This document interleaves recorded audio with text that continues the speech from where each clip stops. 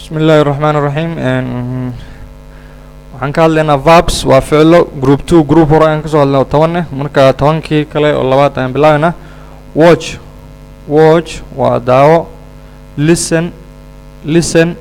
waa dhageyso carry waa qaad drop waa dhig speak waa hadal draw waa sawir cry waa ooy teach waa akhri sweep waa xaq look waa fiiri watch qaabka aan u dhawaaqay dhageystayaa taasaa muhiim ah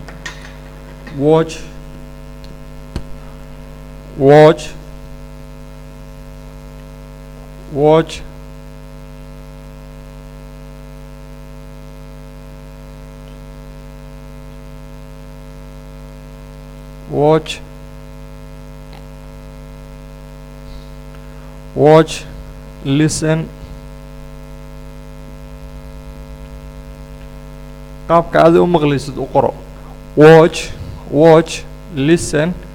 carry drop speak draw cry teach sweep look watch listen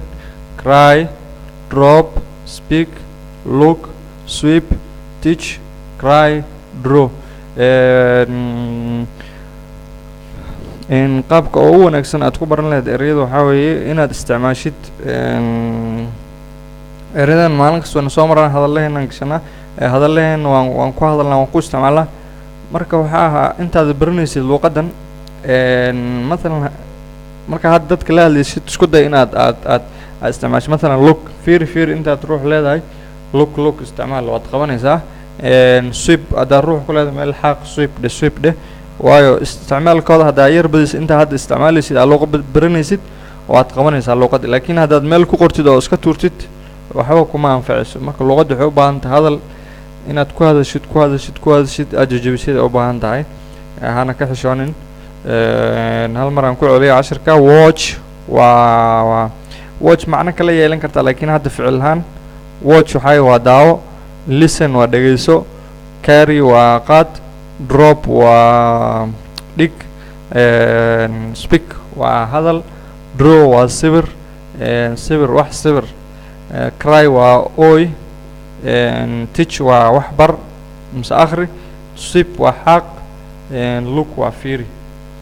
السلام عليكم ورحمة الله وبركاته.